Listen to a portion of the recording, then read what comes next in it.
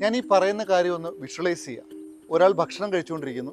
ആ ഭക്ഷണത്തിലൊരു തലമുടി കാണുന്നു. ഇതിനെ ചൊല്ലി ഭാര്യയുമായി തർക്കിക്കുന്നു. ഒടുവിൽ ഇയാൾ ഭാര്യയെ തല്ലുന്നു.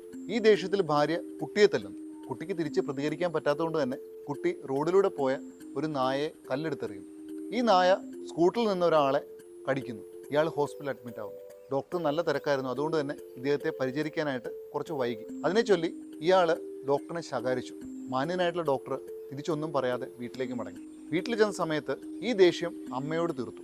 അമ്മ പറഞ്ഞു, നിന്റെ മൂഡ് ശരിയല്ല, നീ കുളിച്ചിട്ട് വന്നിട്ട് ഭക്ഷണം കഴിക്കാം. എന്നിട്ട് അമ്മ നേരെ പൂജാമുറിയിലേക്ക് പോയി. അവിടെ ഇരുന്ന് കുറച്ചു നേരം ധ്യാനിച്ചു. എന്നിട്ട് അമ്മ ചിന്തിച്ചു, ഒരു ദിവസം എൻ്റെ മോൻ നിരവധി പേരുമായിട്ട് ഇൻട്രാക്ട് ചെയ്യുന്നുണ്ട്. എന്തെങ്കിലും ഒരു കാരണം ഉണ്ടാവും ദേഷ്യപ്പെടാനായിട്ട്, അല്ലാതെ ഒരിക്കലും അവൻ ദേഷ്യപ്പെടില്ല. അല്ലെങ്കിൽ എന്നോടല്ലാതെ വേറെ ആരോടാണ് ഈ ദേഷ്യം കാണിക്കാൻ പറ്റുക? അമ്മ ആ ഒരു കാര്യത്തെ അവിടെ ന്യൂട്രലൈസ് ചെയ്യും. നമ്മൾ മനസ്സിലാക്കേണ്ട ഒരു കാര്യം, ഒരു കാരണമില്ലാതെ ഒരാളും പ്രതികരിക്കില്ല. എന്തിനും ഒരു കാരണം ഉണ്ടാവും. മനസ്സ് ഡിസ്റ്റർബ് ആകുമ്പോഴാണ് പലപ്പോഴും നമ്മൾ പ്രതികരിക്കുക.